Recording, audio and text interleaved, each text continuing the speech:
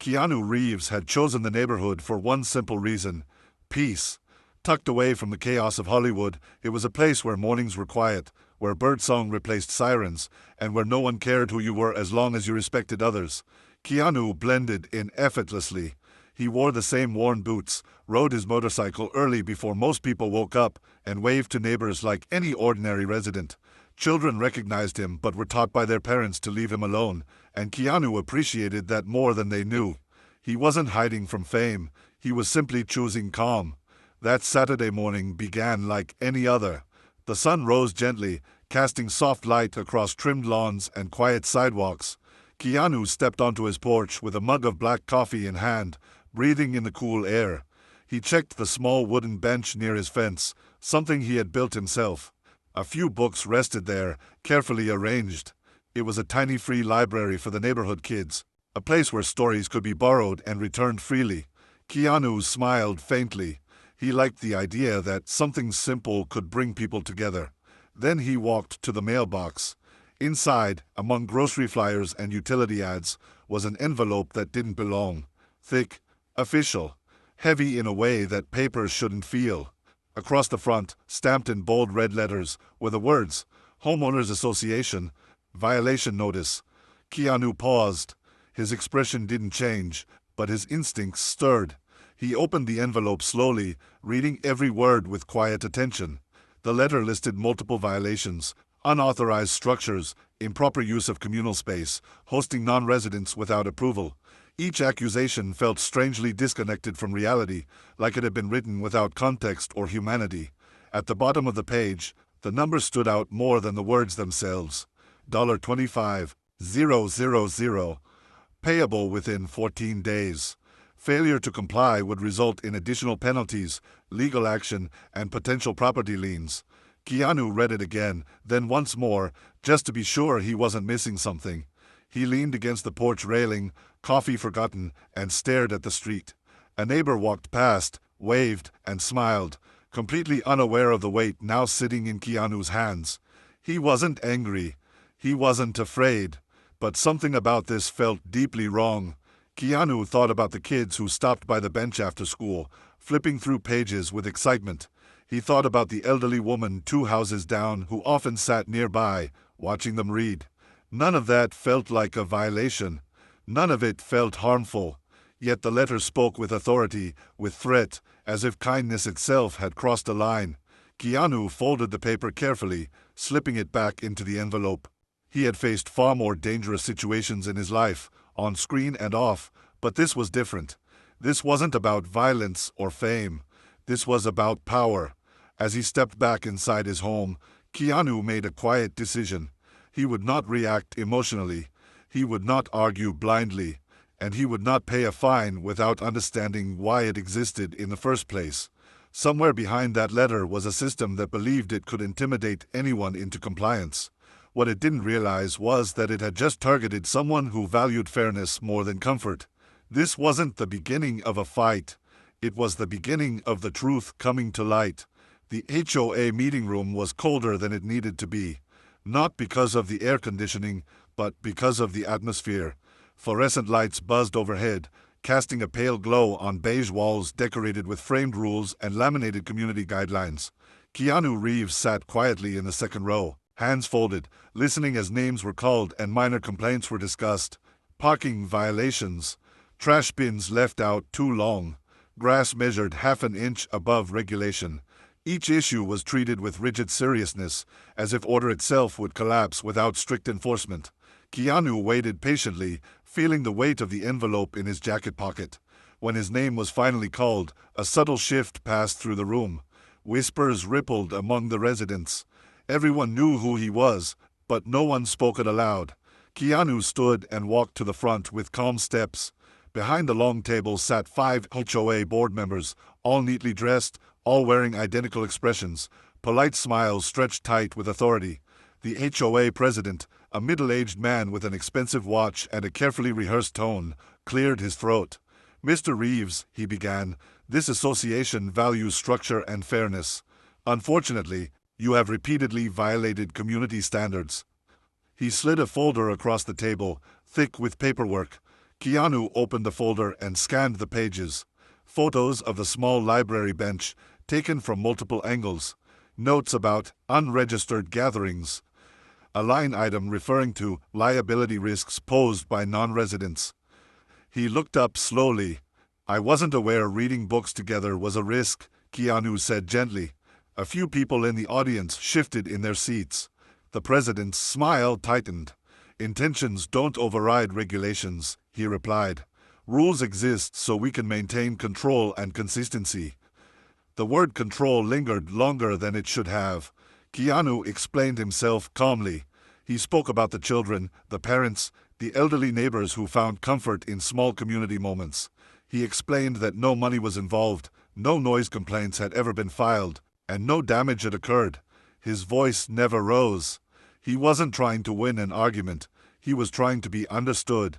But understanding was not what the board was interested in.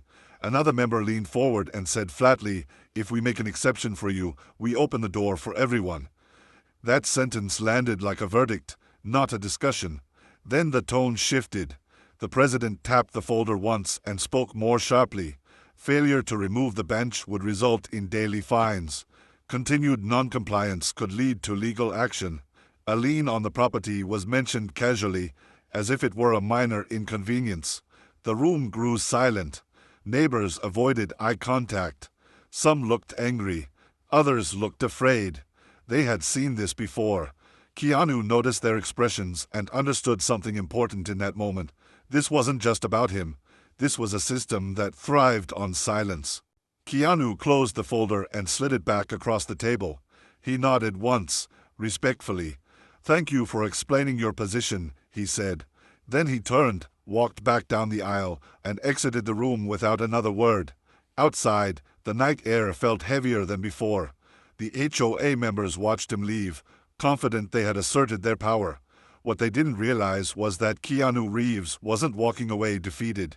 He was walking away informed. And when someone like Keanu gathers information, it's never to comply quietly. It's to make sure the truth eventually speaks louder than authority ever could. Keanu Reeves didn't rush into action after the HOA meeting. There were no angry phone calls, no public complaints, no social media posts. Instead, he returned to his routine as if nothing had happened. Morning rides on his motorcycle, evening walks through the neighborhood, quiet nods to familiar faces. But behind the calm exterior, something had shifted. Keanu had learned long ago that real power doesn't announce itself, it listens. And so he began listening. Not like an investigator with a notebook, but like a neighbor who genuinely cared. It started with small conversations, casual ones, a greeting that turned into a question that turned into a story. An elderly man mentioned fines that seemed to appear overnight. A single mother talked about late fees she didn't understand, penalties stacked so fast she couldn't keep up. Another neighbor described being threatened with legal action over a mailbox that had been approved years earlier. None of them raised their voices. They spoke softly, like people used to being ignored.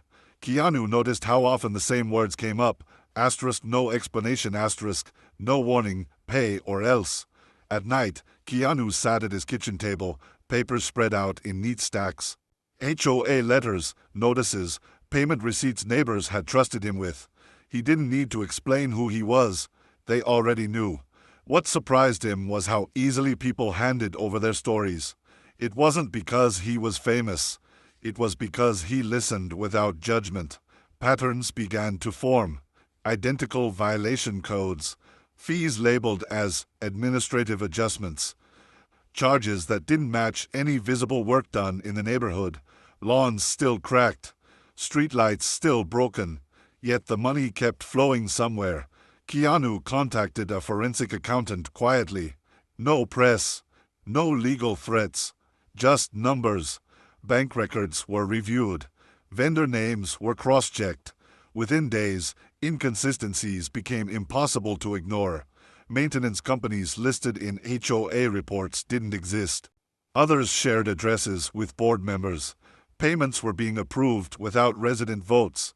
Large sums were moved in small increments, carefully enough to avoid immediate attention, sloppy enough to leave a trail. This wasn't mismanagement. It was deliberate. The deeper Keanu looked, the clearer the picture became. The HOA wasn't enforcing rules to protect the community. It was creating violations to generate income. Fear was the tool. Silence was the shield. People paid because fighting back felt impossible. Legal letters scared them. Threats of liens trapped them. And every time someone complied quietly, the system grew stronger. Keanu felt a familiar weight settle in his chest, not anger, but responsibility. He could walk away, pay the fine, move on. But if he did, nothing would change for the people who couldn't. One evening, Keanu walked past the small library bench again. A child sat reading, legs dangling, completely unaware of the system working against moments like this. That was when Keanu made his final decision. He wouldn't confront the HOA with emotion. He wouldn't expose them halfway. He would let them believe he was silent, right until the moment the truth was undeniable. Because the most dangerous thing to corrupt power isn't noise. It's evidence. The HOA meeting room had never been this full. Residents packed every chair, lined the walls, and spilled into the hallway. Word had spread quietly that something important was about to happen. No official announcement had been made, but tension hung in the air like a coming storm. When Keanu Reeves walked in, conversation stopped. He wasn't alone this time. 2 attorneys followed him, calm and prepared, carrying slim briefcases. Without saying a word, Keanu took a seat near the front. The HOA board exchanged quick glances, their confidence still intact, at least for now. The president opened the meeting with rehearsed authority, moving quickly through routine items as if speed could maintain control. Then Keanu stood. His voice was steady, respectful. "Before we continue," he said, "I believe the residents deserve transparency." A murmur spread across the room. The president hesitated but nodded stiffly. Keanu's attorney connected a laptop to the projector. The screen lit up, displaying bank records. Numbers replaced opinions. Dates replaced excuses. One by one, transactions appeared, payments labeled as maintenance fees, landscaping upgrades, emergency repairs. Except none of those repairs had ever happened. Gasps echoed as the evidence unfolded. A chart revealed repeated transfers to the same vendors. Another slide showed those vendors traced back to shell companies. Names appeared, board members, relatives, private accounts. The room shifted from confusion to disbelief. An elderly woman covered her mouth. A man near the back whispered, "That's my money." The HOA president attempted to interrupt, but the attorney raised a hand. "Please," he said calmly, "let the record speak." It did, loudly. As the presentation continued, panic crept into the board's faces. The confidence they once wielded dissolved into forced smiles and clenched jaws. One member stood abruptly, claiming the data was inaccurate. Keanu didn't respond. He didn't need to. His attorney displayed emails, approval logs, and internal documents showing deliberate manipulation. Violations created to justify fees. Fees redirected into personal accounts. Years of quiet exploitation laid bare in a matter of minutes. This wasn't miscommunication. It was systematic theft. The doors at the back of the room opened. 2 uniformed officers stepped inside, followed by a representative from a city's financial crimes unit. A hush fell over the crowd. The president's face drained of color. The officers approached the board calmly, professionally. One asked for identification. Another requested documents. No one shouted. No one resisted. The power dynamic shifted completely. Residents who had once felt small now stood taller, watching authority finally answer to truth. By the time the meeting ended, the HOA board was escorted out. Accounts were frozen. An official investigation was announced. Neighbors stayed behind, some crying, others laughing in disbelief. People approached Keanu quietly, thankful, relieved, overwhelmed. He accepted their gratitude with a nod, reminding them this wasn't about him. It never was. Outside, as the crowd slowly dispersed, the once feared HOA building stood silent. And for the first time in years, the community felt something unfamiliar but powerful: freedom. The neighborhood felt different in the weeks that followed. Without the HOA's constant pressure, mornings seemed quieter, even though nothing physically had changed. The lawns were the same. The houses stood exactly where they always had. Yet something invisible had lifted. People lingered outside longer. Conversations happened without fear. Notices stopped appearing on doors. For the first time in years, residents weren't bracing themselves for fines disguised as rules. They were simply living again. Keanu Reeves didn't step into the spotlight after the investigation. He declined interviews, avoided headlines, and returned to his quiet routines. But he didn't disappear. Behind the scenes, he worked with city officials and residents to ensure what happened would never happen again. A new community council was formed, not run by power-hungry enforcers, but by neighbors elected openly. Budgets were published publicly. Every dollar accounted for. Legal advisors volunteered to help residents understand their rights so fear could never again be used as leverage. The small library bench remained where it had always been. Only now, it felt symbolic. Parents sat nearby while their children read. An elderly man began leaving handwritten notes inside books, sharing memories and encouragement. A teenage girl added a notebook labeled *Community Stories. People wrote about loss, gratitude, and hope. The bench had never been about books, it had been about connection. The HOA had seen a violation. Keanu had seen humanity. One afternoon, a local reporter approached Keanu as he locked his motorcycle helmet. The story had already spread online, despite his efforts to stay private. The reporter asked the question everyone wanted answered. Why didn't you just pay the fine and move on? Keanu paused, considering his words carefully. Because moving on isn't always harmless, he said softly. Sometimes it teaches people that silence is cheaper than truth. He nodded politely and rode away before another question could be asked. Months later, the legal cases concluded. Funds were returned. Penalties were issued. But the real victory wasn't financial. It was cultural. Residents who once avoided meetings now attended willingly. Disagreements were handled through conversation, not intimidation. People felt ownership of their community again. Power no longer lived behind closed doors.